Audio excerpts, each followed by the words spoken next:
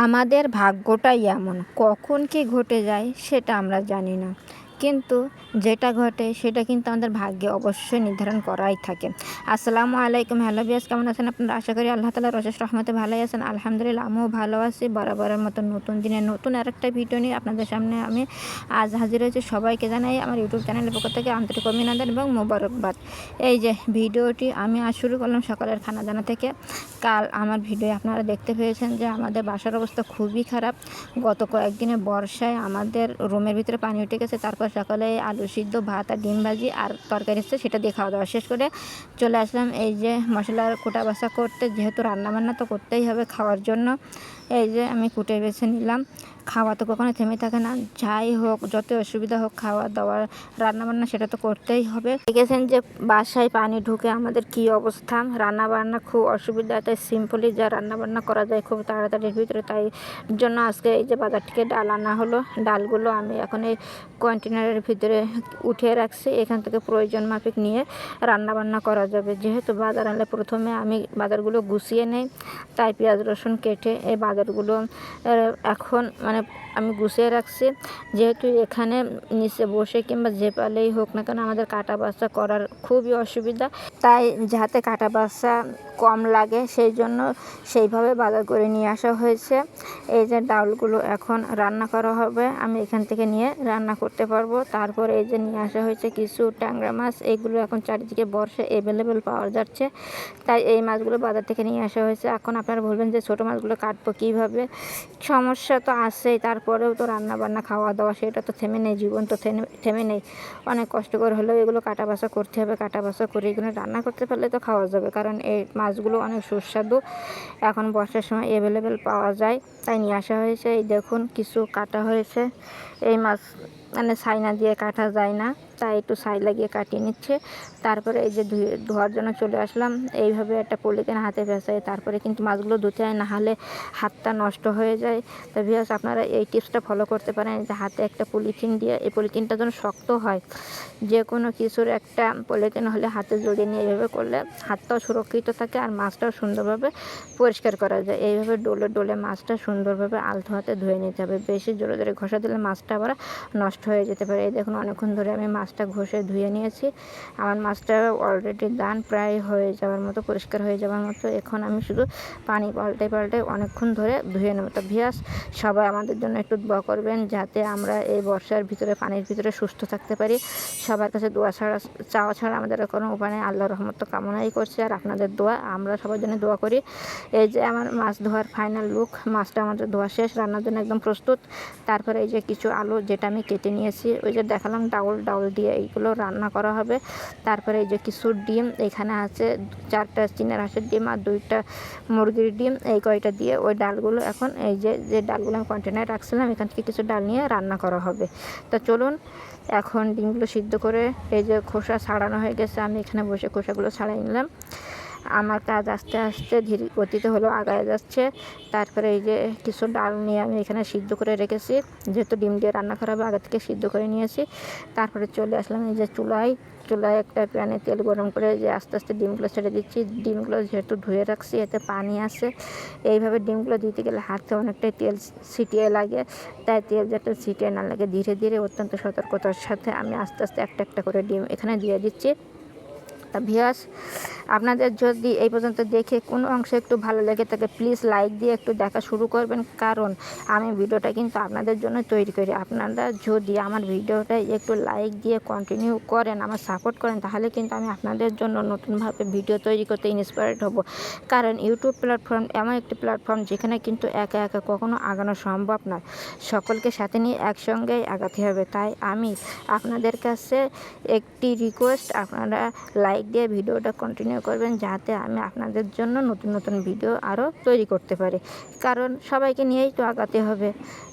আর তারপরে দেখুন আপনাদের সাথে কথা বলতেছি, ডিমগুলো আমার দিয়ে দেওয়া হয়ে গেছে। এখানে আমি অল্প একটু লবণ পরিমাণ মতো এই যে ছিটিয়ে নিয়েছি, তারপরে একটু হলুদের গুঁড়া দিয়ে দিয়েছি, এটা একটু কালারের জন্য দিয়ে, আর একটু কিছুক্ষণ আমি ভাজবো। আমার রান্নাবান্না কেমন লাগে ভিউয়ার্স আপনাদের। যদি রান্নাবান্নায় কোনো ভুল হয়ে থাকে তবে আপনারা একটু জানাতে পারেন। যেহেতু বর্ষা আমার ব্লগ চ্যানেল, এটা রান্নার কোনো রেসিপি চ্যানেল না, তারপরেও আমি শুধু রান্নাটা দেখাচ্ছি, কারণ আমাদের বাসাটা পানিতে ডুবে গেছে, সেই জন্য আমরা বাড়ির কাজ সেইভাবে করে দেখাতে পারছি না। তাই যেহেতু অল্প টুকিটাকি যেভাবে রান্নাটা দেখানো যায় সেইভাবে শুধু একটু রান্নাটা দেখাচ্ছি। আর এই যে রান্নার জন্য টুকিটাকি যে কাজগুলো আছে সেইগুলো একটু দেখাচ্ছি। প্লিজ পরবর্তীতে যখন আমাদের বাসার পানিগুলো শুকিয়ে যাবে, ইনশাল্লাহ বাসার ডিটেলস কাজকর্ম ভিডিও ইনশাল্লাহ দেব। এই দেখুন, আপনাদের সাথে কথা বলতে বলতে কিন্তু আমি আলুটা সুন্দরভাবে মশলা দিয়ে কষিয়ে নিয়েছি অন্তত 10 মিনিট যাবত, কারণ আলুটা সিদ্ধ হতে একটু সময় লাগে। ডালগুলো যেহেতু আমার সিদ্ধ করা ছিল, তাই আলুটা কষানোর পরে এই ডালটা দিয়ে এবারে সুন্দরভাবে আমি এখন নাড়াচাড়া করে ডালটাও একটু কষিয়ে নেব। ডালটা কষিয়ে নিয়ে এই ডালটা খেতে খুবই মজা লাগে। যে কোনো তরকারি একটু সুন্দরভাবে যদি কষিয়ে নেওয়া যায়, রান্না করা যায় আস্তে আস্তে ধীরে সুস্থেভাবে, তাহলে সুন্দরই হয়। তারপরে দেখুন কষানো হয়ে গেছে, লাস্টে আমি এবার একটু দিয়ে দিলাম হলুদের গুঁড়া দিয়ে আমি আবার একটু এইগুলো নাড়াচাড়া করে নেব। তারপরে আমার এটা কষানো শেষ হয়ে যাবে।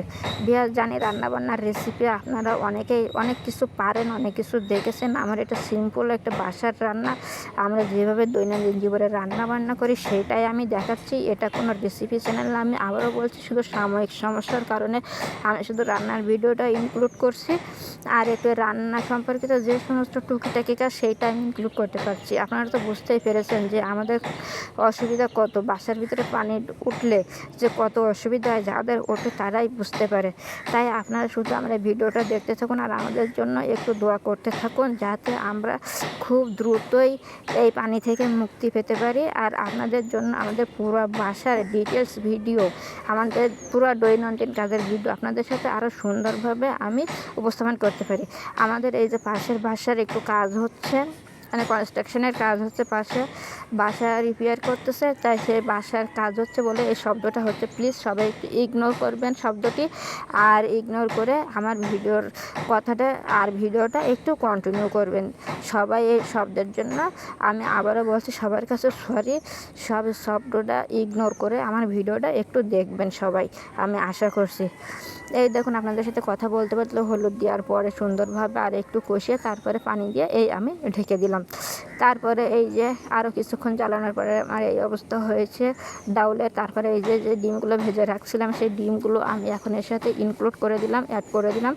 এই দেখুন, ডিমটা অ্যাড করার পরে আর একটু নাড়াচাড়া করে দিচ্ছি। এখন প্রায় হয়ে যাওয়ার পথে আমার এই রেসিপিটা প্রায় শেষ। এই দেখুন, ঝোলটা আর একটু কমে আসলে আমার এটা হয়ে যাবে। আর একটু জ্বালাতে হবে, তার জন্য আমি আবার একটু ঢাকনা দিয়ে 5 মিনিটের মতো জাল দিব, তারপরে আমার হয়ে যাবে। এই দেখুন, অলরেডি ডান। আমার এটা কেমন কালার এসেছে দেখাই যাচ্ছে যে কেমন কালার এসেছে। ভিউয়ার্স সবাই একটু কমেন্টে বলবেন যে রান্নাটা হলো কেমন, ভালো হয়েছে কিনা।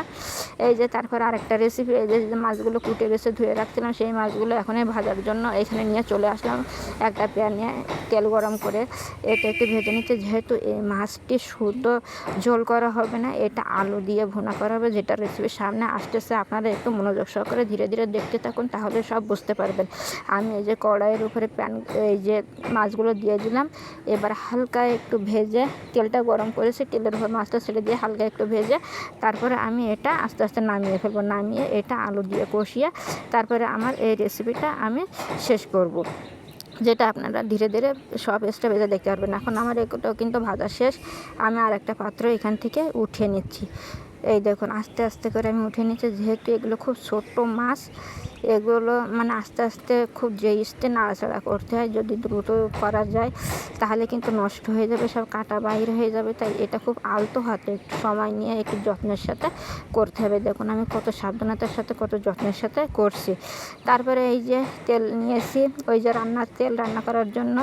তারপরে এই যে তার উপরে কিছু দিয়ে দিলাম কাঁচা ঝাল দিয়ে একটু কাঁচা ঝালটা সুন্দর করে করে নিচ্ছে। তেলের সঙ্গে সুন্দর করে একটু ভেজে নিতে হবে, যাতে কাঁচা ঝালের একটু ফ্লেভারটা পাওয়া যায়। তারপরে এই যে এর সাথে আমি অ্যাড করে দিলাম কিছু পেঁয়াজ কুচি দিয়েও আরও কিছুক্ষণ আমি একটু নাড়তে থাকবো।